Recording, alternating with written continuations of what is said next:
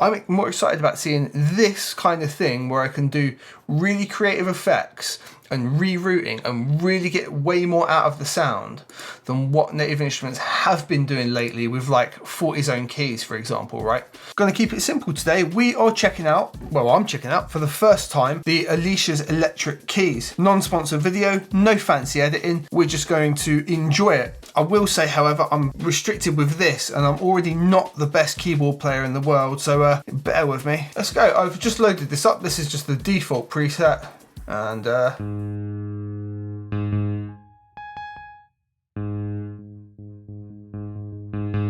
all right, cool. So there's a really nice dynamic there. It seems to like open up a lot more as you play, which, you know, that gives you a lot of versatility when you play chords. So you get the difference of each note having its kind of like own velocity depending on how you press that note.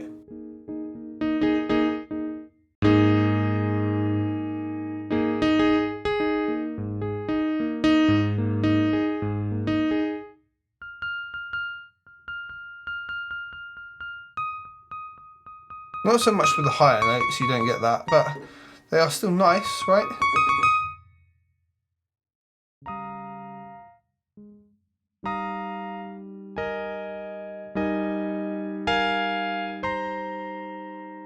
So as with a lot of the new native instrument stuff, although this is Galaxy Instruments, it's via native instruments, we've got the very simple set of controls at the bottom with this colour, tonal shift and dynamic. So I just want to listen to the colour and we use those lower notes where we've got a better dynamic. Okay. I mean, to me it's mostly a filter, right? Simple as that, which is what colour is on a lot of things. What's this do? Oh, okay, this opens up the internals menu.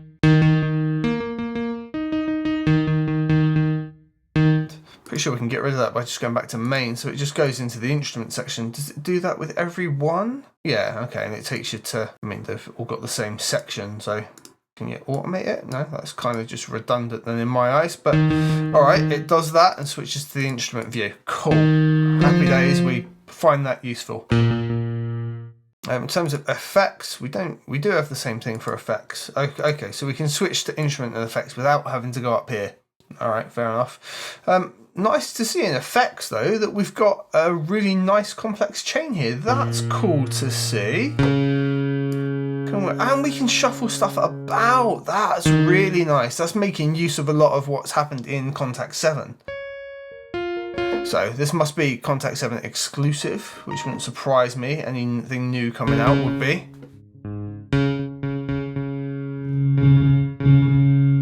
Alright.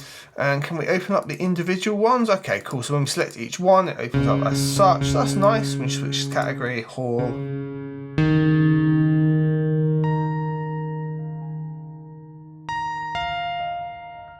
I can't even like do a chord and run down with this bloody thing. I can only like move my hand so far, so I can only hit like 2 notes at once.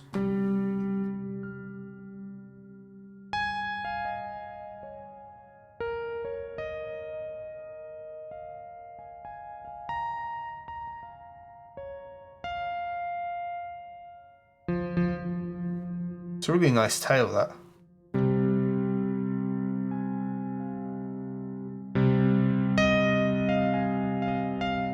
I'm finding the velocity curve a little finicky. It takes him used to get him used to playing it, really.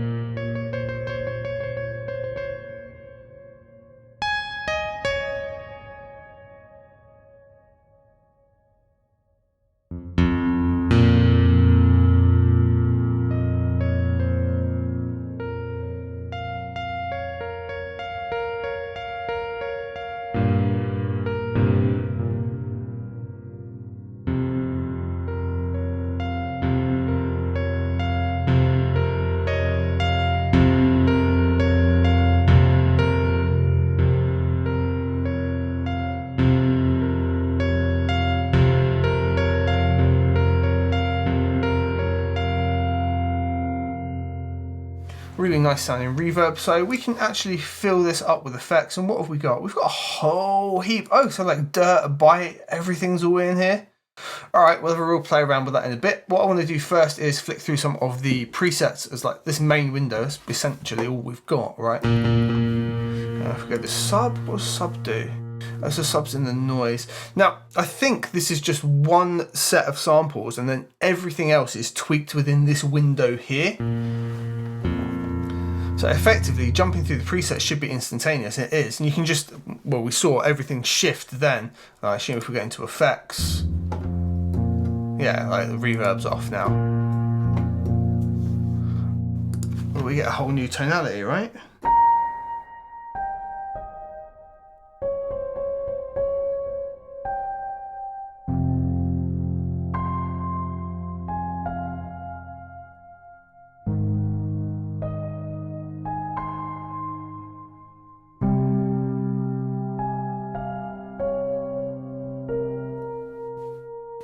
Cool.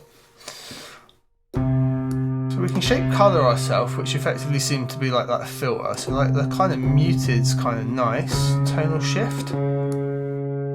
Oh, okay. Nice. So all the presets are in here, but you can really simply tweak it yourself. So let's see if we switch something else. Do we get?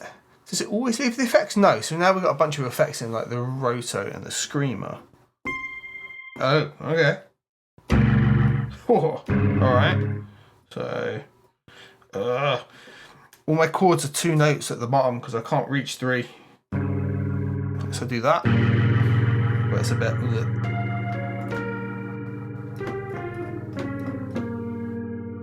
All right.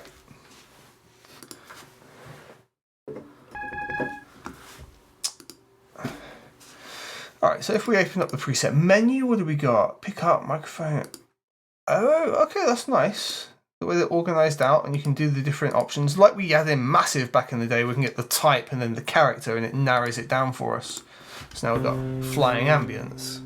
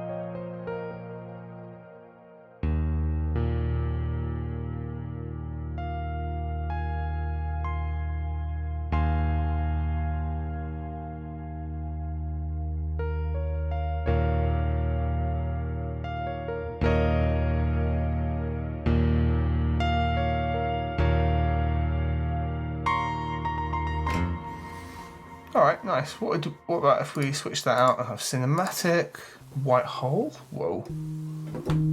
Alright, so that really dusty rose kind of vibe. Alright, so what we've got is a really nice sample set and then a whole load of presets to really figure that out. Murphy's Couch?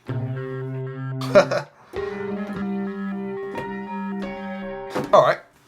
So since there's a whole bunch of presets to fly through and have listened to different sounds, that's cool. What we're going to do, or what I'm going to do more to the point, is we'll grab something basic, ballad radio. Oh, look, this is really cool. So we can have split signal. Can we do that between any section? Like if we move that, or if we move that to there, right, okay, nice. So we can only do it there and there. Oh, so you have the different microphones take a different route. That's very cool. Okay, let's switch hot solo, so then everything goes to the chorus. And can we can't seem to like, oh, there we go. So we can drag it along. They can have their own, oh, that's very cool. Okay. So we've got the mic types that then split off into their own respective like signal chains. That hot solo is what's distorting there, right? So can I put reverb on just like one mic type? No, so it's filter modulation and whatnot. Okie doke. But I could do something like bite. Okay.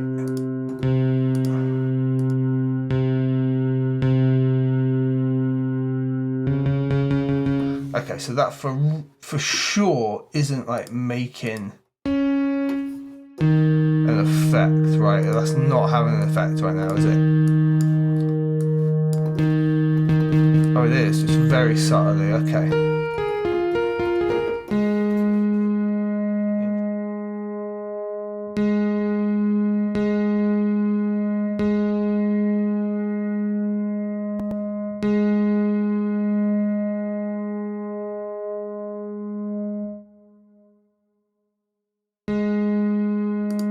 But if we put something on there, that's got a way more pronounced effect.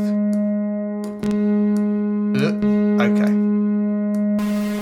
There we are. Because the preamp was so low. Alright, so bite's definitely not the source, not the way to go. How do we then change it? We get rid of it like that. Okay. So what else could we put in here?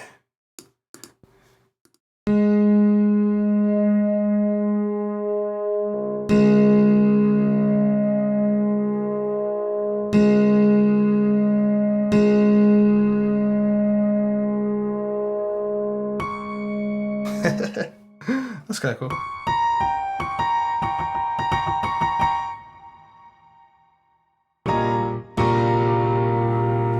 Make that really, really uncomfortable sound. Alright.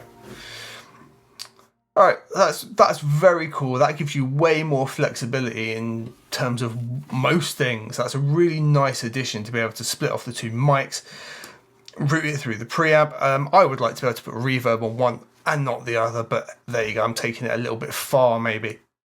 Right, so they're fixed. You can't switch that order out. So reverb delay always go to there. Okay, that's fine. It's a really nice reverb, actually, isn't it? I really like. What did I like before? I like the hall, right?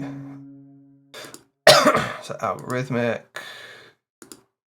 convolution, category hall.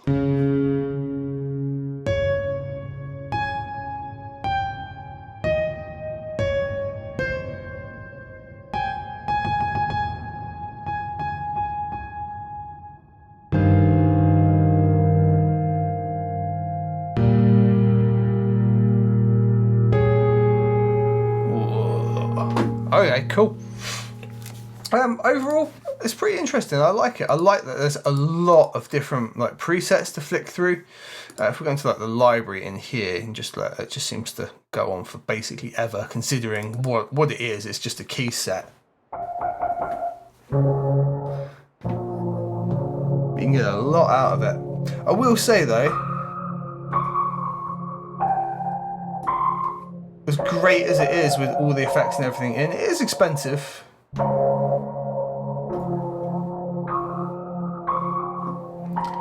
I'm sure someone who has both functioning hands and is a more competent keyboard player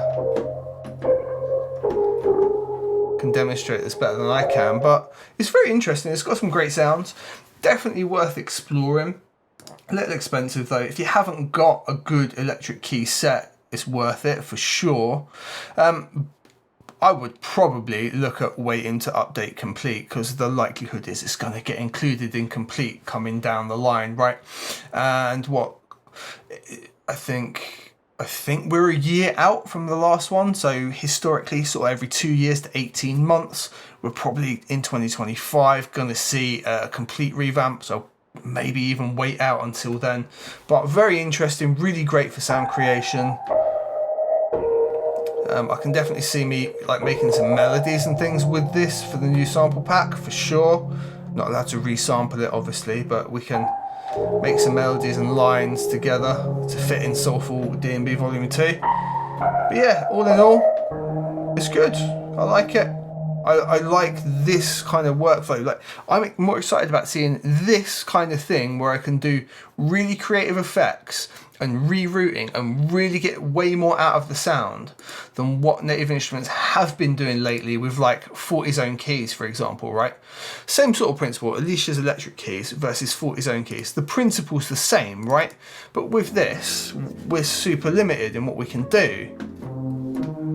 And like, they're these two sample library or single samples like layered together. And yeah, we can get some good sounds out of it, but like the effects section is nothing compared to what we've just seen. We've got the A and B and we can launch it into a chain. Nowhere near as complex as what we've just seen with Alicia's keys. And then the fact that they're like these single like repitched samples for each thing, like it's useful, it gets some good sounds out, but seeing the directional change there for this, that's way, way better. All right, there you go. That's been my first impression of having listened to electric keys. Hope it's been useful for you, and wish me luck on getting this bastard thing fixed. Thanks.